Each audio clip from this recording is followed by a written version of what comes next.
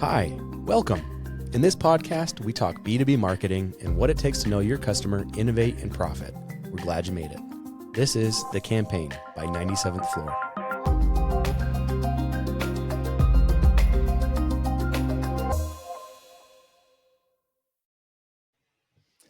Hello, everyone, and happy Friday. I'm Paxton Gray, and this is The Campaign, a B2B podcast about how to know your audience, innovate beyond best practice, and profit. Today, we're talking about SEO and the big changes coming up in 2025. There's a lot happening, a lot of changes that we need to prepare for. People in marketing strategy should have their eyes on this because some big changes are coming down the pike. In my discussions and research and what we're seeing with clients, there are four major areas from what we see where people should be thinking about moving forward in terms of strategy. Some of these are tangentially related to SEO and some are directly impact SEO. But number one is going to be content consolidation. So the play has been for a couple of years is use AI to just spam Google as much as possible, get as much content out there to kind of ridiculous points. And what we're seeing, major like ranking factors are going to be engagement. And with that mass amount of content that's lower quality, engagement metrics are falling through the floor and rankings are falling through the floor. So our big focus is consolidating content, actually producing less but higher quality. So it means actually more investment in content, although the actual number of pages potentially can go down. But focusing on higher quality. So that's number one. Number two, focusing on LLM optimization, which I'd love to dive in with our guest today about this, talk a little bit more. It's kind of the Wild West and the unknown, figuring that out. Number three is improving engagement. And so we're consolidating that content and then we're getting engagement metrics to go up. So a huge factor for this is going to be correct calls to action that match the right stage in the funnel. Too many brands in the B2B space are going straight bottom funnel for all their content, no matter where that content sits in the funnel. And that's going to cause engagement metrics to go down and overall conversions to go down. So creating a strong, healthy mid-funnel is going to be really important, both from just an SEO standpoint as well as overall conversion standpoint. And then number four is a little bit more ethereal, but putting message before channels. The typical mindset in the digital marketing space is to think channel first and then say, what's our message here? But what we should do is go back and say, what does our audience need? What is the message that we want to hit them with? And now how are we going to play these channels in the way to communicate that message? And so those are our focuses moving forward. And I'd love to talk to our guests about these and other changes happening in 2025 in the SEO space. So to that end, today we're joined by SEO maven Nick LeRoy. Nick is a freelance SEO consultant who works with enterprise companies to drive organic growth. He's also the founder of SEOjobs.com and creator of SEO for Lunch newsletter, delivering actionable insights to SEO professionals weekly. Nick, thank you for joining us today. Yeah, thank you so much, Paxton. I'm really excited for this conversation. So let's dive right in, Nick. You have, you've been doing SEO for a long time, and tell me first off, scale of 1 to 10, how big do you anticipate the changes this year happening in the SEO space? Oh, I love that question. What a great way to start off this conversation. I think 2025 is going to bring the most controversy and change to the SEO space than we've ever seen before. And I've been in the SEO space for about 15 years. I've gone through the penguin and the pandas for those that are familiar with that, core updates. I mean, all this stuff required shifting and adjusting. But I think in 2025, it's a true pivot. Just like you were mentioning with some of the recommendations, we are not going to necessarily be optimizing in a silo anymore. I don't think SEO should also be measured exclusively by default channel, dragged down to organic search. And I know this is where we're going to talk a little bit more, but yeah, so I think with that, 2025 is going to bring up a lot of change. Yeah. To that end, you had a post that you wrote on LinkedIn a while ago talking about expectation from the SEO channel and how it's measured classically. I won't give the post away. Tell us if you could summarize that thought. Absolutely. So my hot take for 2025 that's caused a little bit of a stir is that flat SEO performance is actually a win in 2025. And what I mean by that is not that we as marketers should expect not growing as a success metric, but a lot of people don't understand that the same efforts that you're putting into to maintain those same rankings are resulting in less clicks. So we know about the AI overviews, we know about paid search, we know about how Google is changing their search results, and now we're adding in LLMs who are starting to take little tiny bites away from search market share. So again, in a world where if you can maintain the same level of performance as you did last year, that actually will represent growth, despite Mm. the fact that from a data perspective, it'll look flat, slightly down, or slightly up. So I'd imagine that's going to be pretty hard to measure the true growth being provided by the actions that SEOs are taking. Do you have any thoughts around how we might change measurement of performance on that channel? Yeah, Pax, I think this is a great conversation for us to be having. I'm glad you brought it up. I think what we really need to focus on, I mentioned this earlier, historically, all 15 years that I've done SEO, performance has been measured exclusively through the attribution of the organic channel. I think we have to do a better job of treating organic, search as just organic growth. Meaning Mm. it is not just what is displayed in your analytics account in organic search, because all that content you're creating, all the optimizations you're doing should be viewed as a campaign. It's going to help your paid search be more efficient. It's going to give you additional content to repurpose for email. And it's also going to give you content for like social media. Historically, SEO has never gotten credit for that. That's all, another channel. And I think the days of reporting on single channel success need to be gone. Like attribution is going to be our enemy as we try to get more and more granular data. Mm. I What love do you that. think? Yeah, I love that. And I think that kind of goes along a little bit with the message before channel approach. Hmm. It might be kind of interesting to measure the success of a particular message, to say what kind of exposure do we have from this across all channels? What kind of conversion and engagement do we have on this message, this messaging, or this campaign across all the channels that it ran on? Because then that would have some pretty clear or better understanding, I guess, of how those are all operating together. Um, I am interested in learning more about optimizing for LLMs, and I've been doing some research on that and some experimenting. And unfortunately, I guess, or fortunately, most of what I can find is a lot of the similar tactics in SEO. Hmm. It's not 100% overlap, but a lot of it is similar, with a big focus on mentions and getting your brand mentioned. Um, Yeah. have you found anything different on that front? No, I mean, and it's really interesting because it brings you kind of back to the simple days, if you will, or even like local SEO with like the NAP and Yeah. citations. But yes, what I have heard in this, it makes a lot of sense. So we know that all these LLMs are spending a lot of money and resources essentially crawling the internet because they're looking to get consensus to various answers.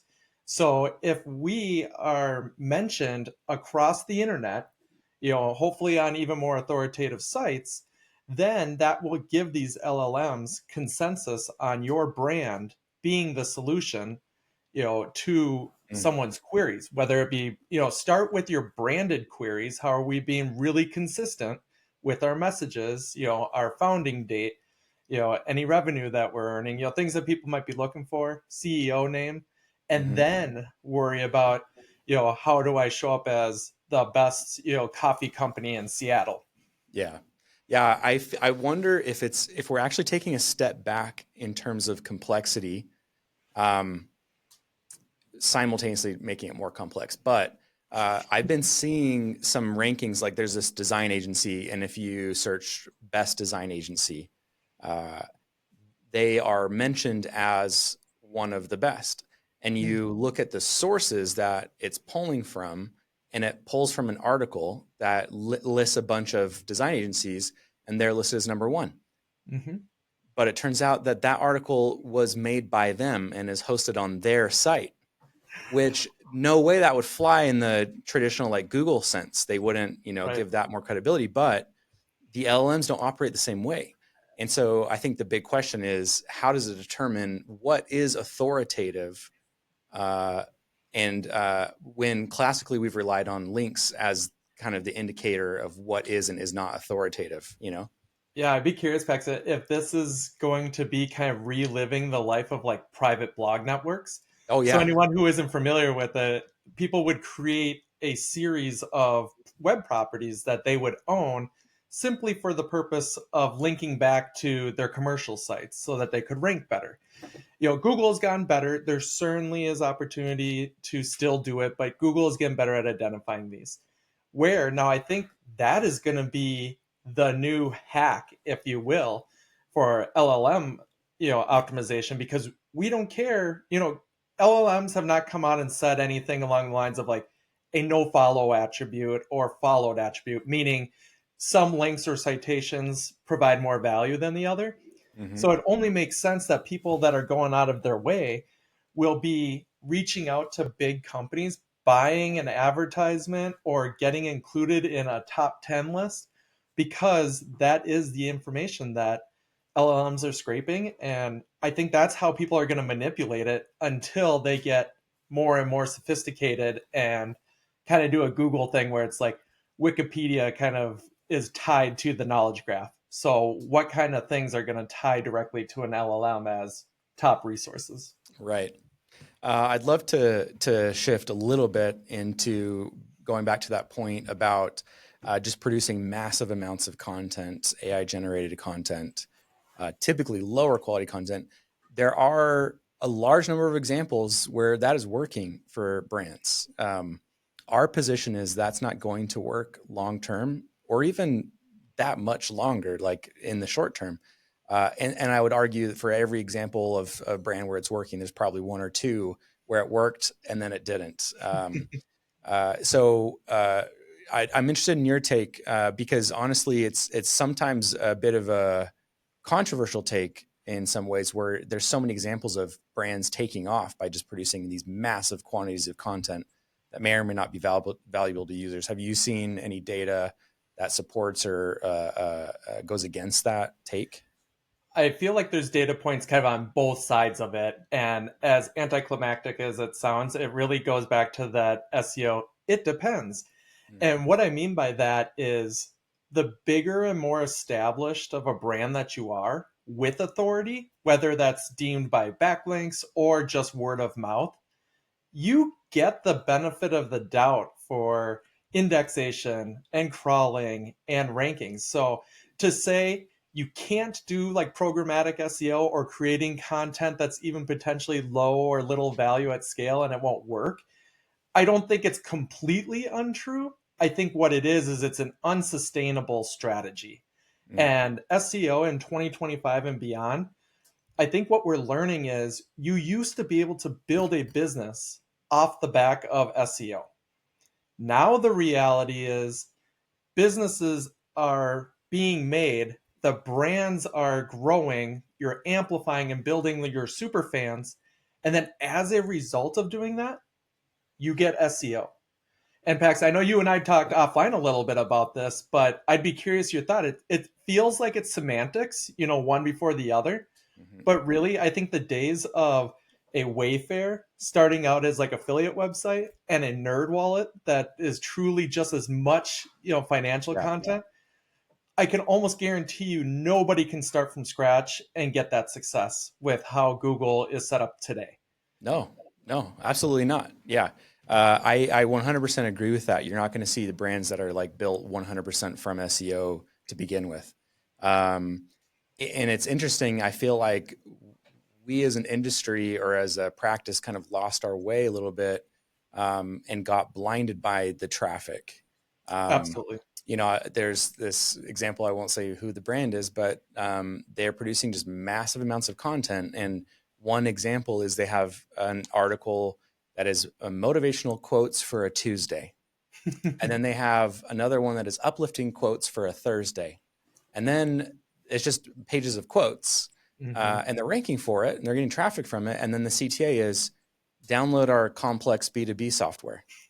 And it's like, yeah, you're getting lots of traffic but is that the right traffic? Are those people converting really? And, Right. uh, so it's like we kind of lost in some sense the ultimate goal of what we were trying to get by just trying to get as much traffic and content out there as possible And and I'm not sure really you guys connecting the are dots. having similar conversations with your clients as well. But when I'm talking to the C suite or leadership, that is like the first conversation I'm having because, again, I'm drawing this sand or line in the sand to say, you know, 2025 is the year of like flat SEO performance being a big win.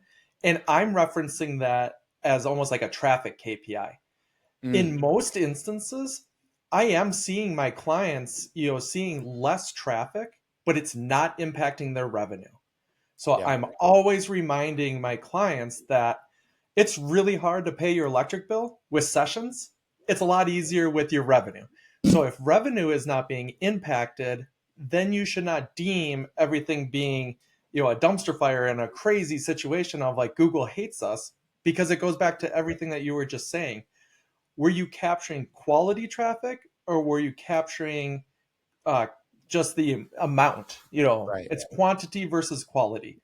And I think if there's anything we've learned from these AI overviews, it's starting to really nickel and dime what I think is more of the quantity related searches, not the Yeah. quality. Yeah, Would I you agree with agree? that. Yeah. And I think to bring that full circle, you talked about the play of starting with SEO and building business off the back of SEO is gone. And I agree with that. I also believe that when you are having success in SEO, we need to remember the people doing SEO that the goal is to create that community again and continue to build that brand. It's not just the sheer traffic numbers, like you were saying. So, are we getting the conversions, but also are we getting exposure to the right people? And is that spreading? Are we hitting them with the right content, the right messaging? Are they having a good experience with the brand? We should be thinking about all of that and not just this one lane, one trick that we do. Yeah, Pax, I want to get your opinion real quick on this. So here's like a hot take that I've been starting to share with I'm people, and I'd be excited. curious what you think. So Yeah. I basically have been saying, and leaders don't like hearing this, but they get it. If it's not expensive, time consuming, or take a lot of resources, 95% of the time, it's not going to provide value for SEO. Mm, And what I mean by that, it's not to say that there aren't technical fixes or quick wins, but I'm talking about sustained year over year growth. You need to address root issues. SEO is not a demand creator. SEO is a demand capture device. So if you have a product or a service that people are complaining about or they don't like it, that is not something SEO can fix. However, getting SEOs involved within your company and that business practice of addressing those product issues, those service issues, mhm. that then builds up that brand where you can continue to capture it through organic search. What are your thoughts? Yeah, I like that. I will say, I think once things have reached a certain basic level, that's true. Mhm. Uh, if they're below that, those quick wins. I think they don't have to be expensive or complicated, and you can have some good growth. But assuming basic level, I think, I mean, it's about adding true value, and adding true value in the end of the day often is expensive from Right. a resource and time standpoint. Um, I did want to talk about that point you made about SEO not being demand creation. And I think I agree with that 90%. But I want to get your thoughts on this. I've always taught, I used to teach SEO at a university nearby, and I would always teach them to think about keywords in visualize them in a target. The middle of that Hmm. target are going to be our money keywords. Those are like, I want to buy your product, give me your product now. Hmm. Outside of that are consideration keywords where we're saying like, I'm looking for something like this. Tell me about that. So still really valuable. The middle and that ring are super high competition. Everybody's going after those, and we should go after those, and we should rank for those. Hmm. But in addition to that, there's going to be outside of those. what are the words that people are searching? What are the things they're looking for before they know they have a problem? Mm-hmm. Um, and in that sense, I feel like SEO can help with demand creation, but you have to be very selective about it. So again, I'm not saying make motivational quotes for a Tuesday, but Right. I'm saying somebody who wants your product before they know they want it, what needs do they have? You know, HubSpot, I Right. think, is a fantastic example of this. It's not all content about CRMs. It's content about sales plays. Great. Oh, I've got these sales plays. You know what? I need a CRM. I've already been talking to these guys. And so in that sense, it kind of built the brand, but it's connected. It's not so wildly disparate that it just makes no sense that they're Mm-hmm. producing it, you know? And so I think SEO can pull in that traffic and begin to help aid in driving demand in a sense where they don't even go to Google anymore because they've already come to you through this other Right. word or need. You know, I'm interested in your thoughts on that. I think it's just really important to know your users, identify those problems. Because, like you said, there is a lot of ways to build your brand and visibility off of SEO in the sense of, like you said, those questions, those keywords, they exist and you can capture the demand from each of those and those continue to expand. What I meant by brand does not build demand, or sorry, SEO does not build demand is the sense of like you can only capture as much branded traffic, the name of your company. It's only you can only capture 100% of what exists. And if you do something great, your brand elevates. You get to capture more. If, electric cars are deemed illegal, guess what? Nobody's going to search for Tesla in 6 months. And that's a reality and there's no amount of SEO that can fix that.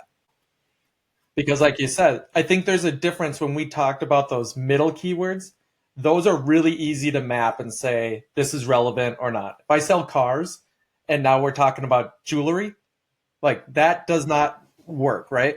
But if we sell cars and you're writing about tire pressure and the best tires, that makes sense. And I think it's very important to identify where that smaller circle is around your medium ones, because Forbes is a really good example of somebody who just tried to kind of optimize for the internet. And we Yes. used to see this, 5 or 10 years ago. You would see news sites that would literally have headlines that would just touch on a little bit of everything: technology, business, love and relationships, and it's like they Yeah. did that because they wanted to rank for everything and anything. And that's not possible anymore, nor should it be, in my opinion. Yeah. Interesting. So how do you think, from a strategy perspective, if you're the CMO of a company, you're the head of marketing, and you're looking at how am I going to organize my team? How might you make changes to where SEO sits within a team, and how do they interact that's different than how we've done in the past? I love this question, and I really want to hear your answer to this as well. I think SEO needs to be removed from the marketing team. And I know that's going to be Mm, surprising to people, but I'm seeing more and more SEOs having success when it can be a part of product.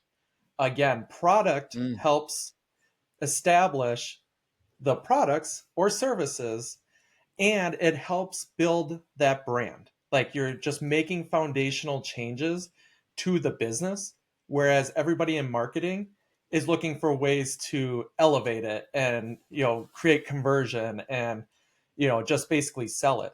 So that would be my recommendation: is if you have an opportunity for your SEO team, whether it's formally or informally, they should absolutely be working with your product team. I think you should be having them work with your traditional branding team, because mm. there's so many opportunities where SEO can be impactful, but it has to be baked into building your business and no longer viewed as I'm sprinkling the SEO dust on the top after I've done all of this. What do you Yeah. think? I love that. I love that take. I hadn't thought about moving them into product, but that makes sense. The way that we have been making some shifts here at 97 Floor is the content marketing teams have largely been responsible for audience research and Mhm. mapping out audience, like customer experience, journey mapping, that kind of thing.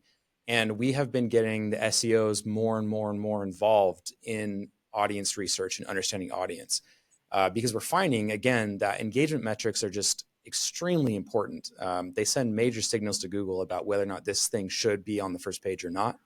And the more an SEO can understand, who are we really trying to reach? Like, who are they? What do they want? What do they care about? How do they think? Is this the right thing that we should be doing? Or is there a better strategy here?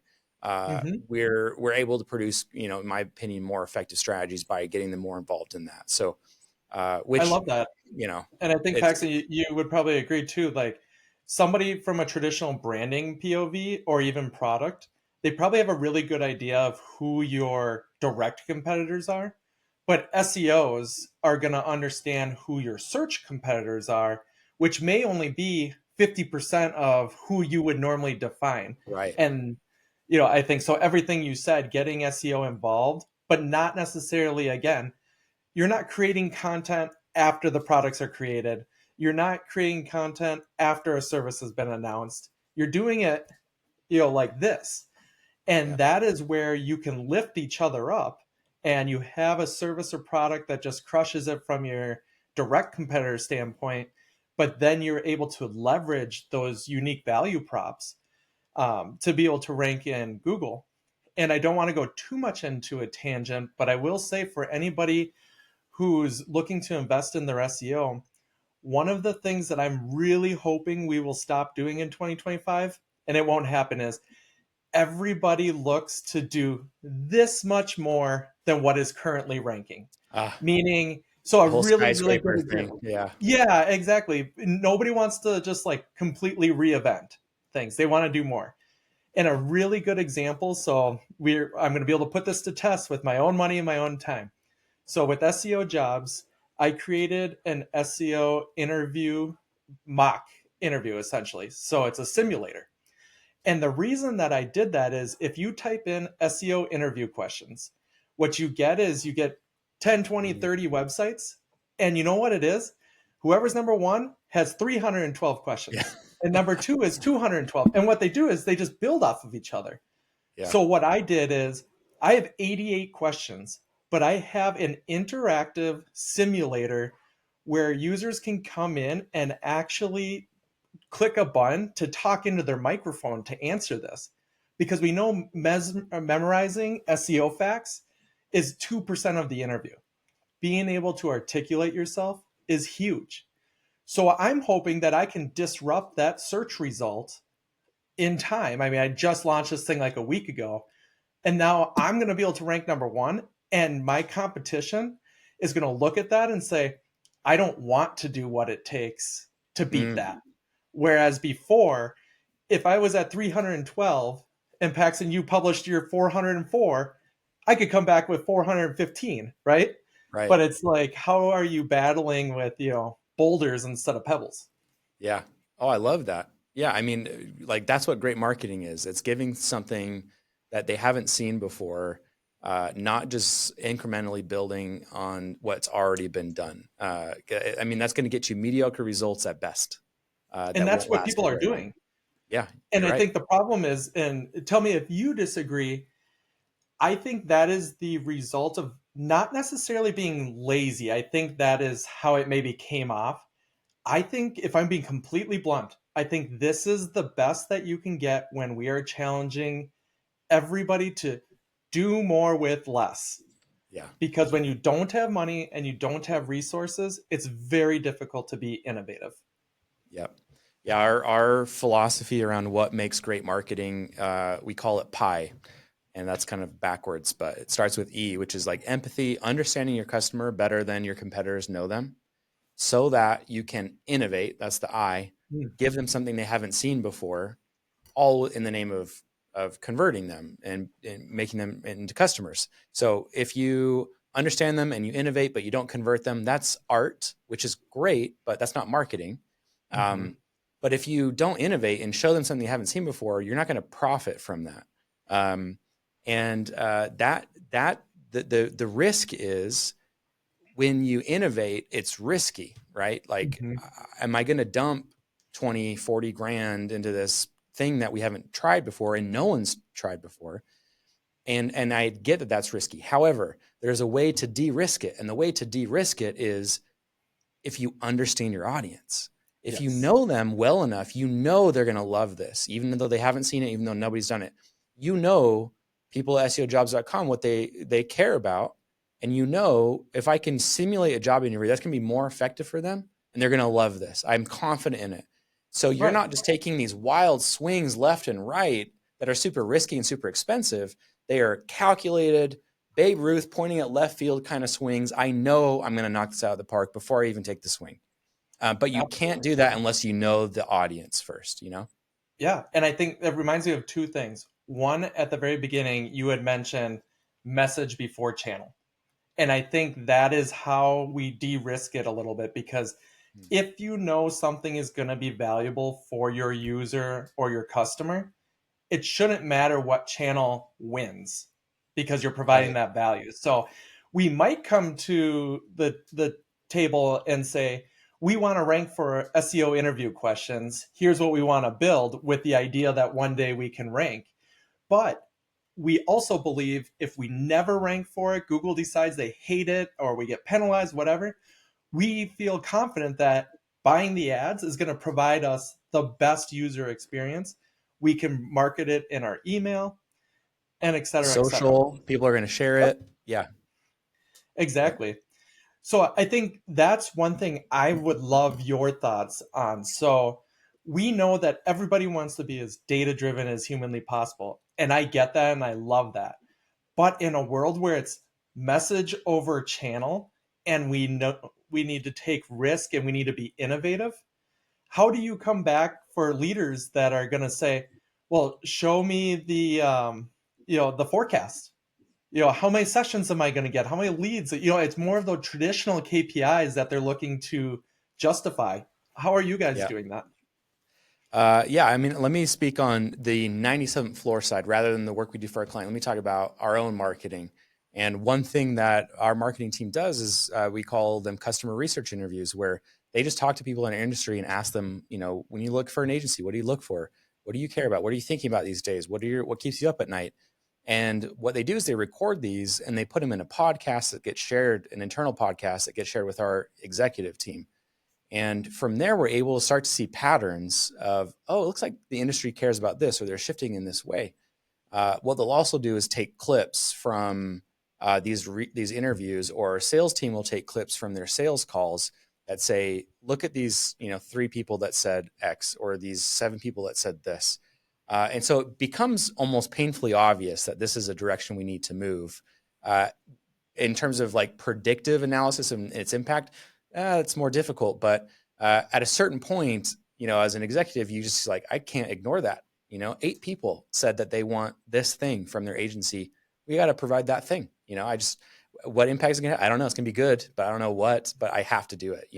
So I Yeah. think the more we can gather that kind of data, and it is maybe a little less data, a little more anecdotal, but showing them the clips, letting them hear the person say the thing from the sales calls or the customer research. I think that's going to be the key to getting the buy off and moving in the direction you need to. I think that's phenomenal. And let me throw an idea past you, and I'll be curious because I think a lot of people watching this are going to be like, yep, I fall in this boat.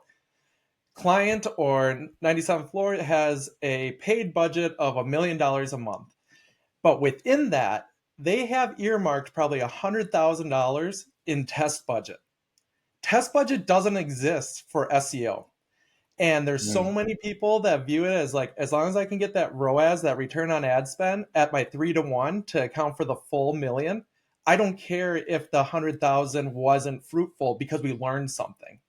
yeah. And that's what I'm trying to encourage some leadership is within your SEO investment, not to say that you should just blindly say yes to everything, but if you're waiting for an ironclad forecast with the perfect AOV and CVR, multiplier to get you that exact revenue dollars, you're not going to take action and you're not going to win. Yeah. And Pax, I think you would agree with this. The number one reason that I see companies fail at SEO is because they don't take action. They just have meetings over and over again about what they should do. Mm, fair. Yeah, I agree with that. And We do advertising and we do content and SEO. Those are our three things. So I'm not biased, but don't get me started on the lack of parallels where there should be parallels between the way advertising and SEO are treated.